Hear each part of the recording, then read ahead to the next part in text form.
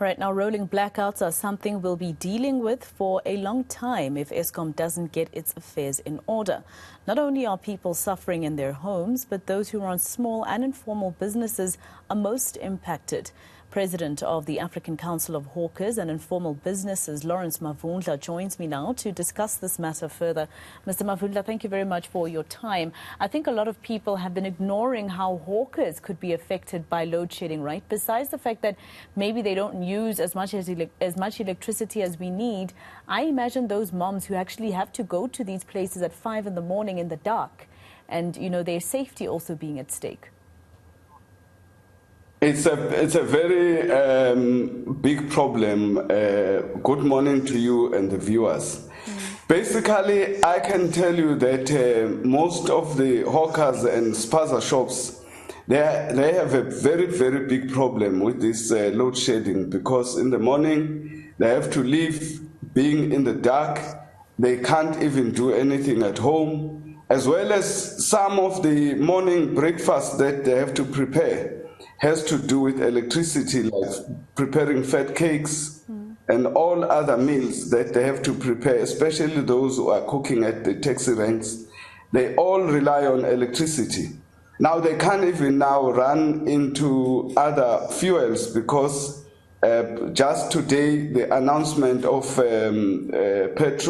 paraffin hikes, it's all the problems that are affecting SMMEs, and they've just come out of load shedding, which is also, out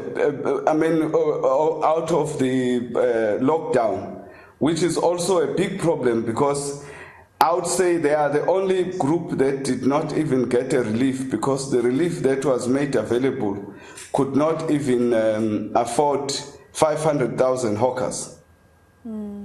That's quite a sad and, very negative situation that you're painting for us, Mr. Mavundla. But, have any of them told you about any solutions that they're looking at, if any, to try and keep their businesses going? What are some of the, things that they're thinking of doing to keep their businesses going?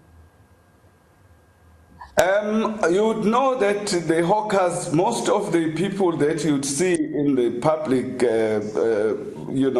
offices and even politicians, most of them their mothers were hawkers at some stage, and as a result, those people don't have any other solution, because even abolition facilities where they work and water as well as electricity is a very big problem. We don't even know how this is going to really be resolved, because maybe the government needs to pick up and make sure that they do something with Eskom, because as far as we are concerned, we are really helpless in the situation we are in. And, if you could just give us a picture of exactly how many people would be affected if these hawkers aren't able to go to work, especially, looking at the families that they support. They support a community as well.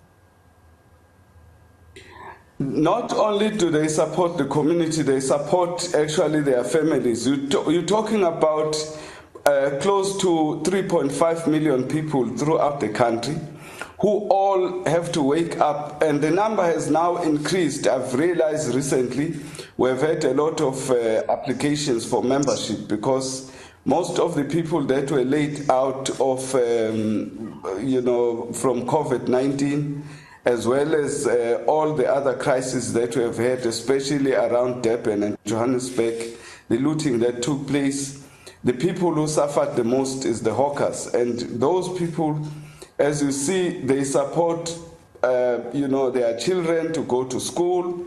They support the communities who leave their houses very early. They don't have breakfast, as well as those who are working in big towns.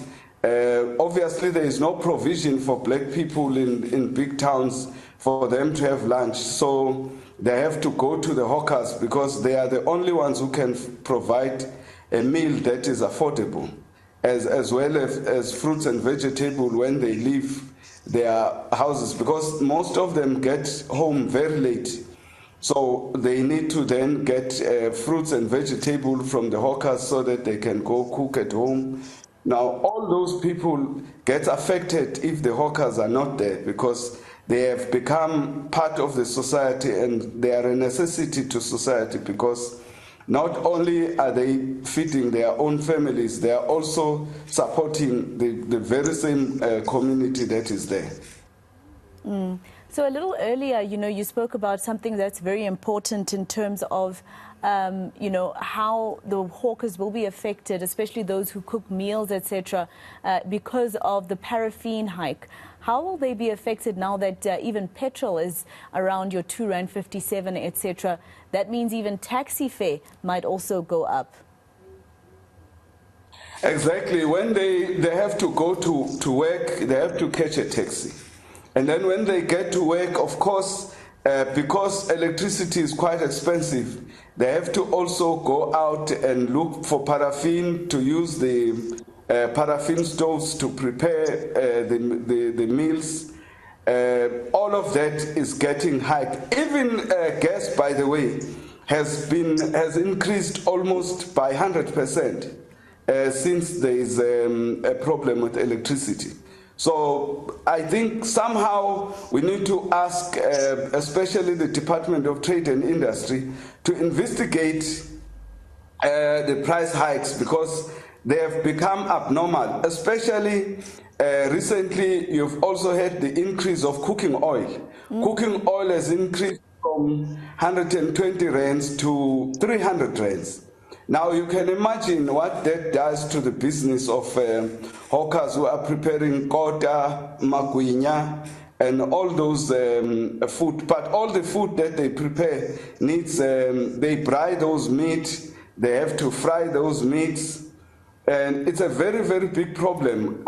We don't just know how things are going to pan out because you cannot have a situation where in the smallest of businesses, the last resort, because people go into hawking as a last resort because it's the least business that requires a big capital. It is also a business where you don't have to hire premises for rental, even though municipalities now try to rent the space and they're trying to hike the licensing. So maybe the municipalities can come in and suspend the license fees just to meet the hawkers halfway, and maybe government can also come in and give them some sort of relief because I really think the hawkers are suffering the most. Yeah. Thank you very much for speaking to us there, Mr. Mavundla, giving us a very bleak picture. And he's quite right. A lot of people who lost their jobs probably went into this sector to be able to put food on the table. That was Lawrence Mavundla, who represents hawkers around South Africa.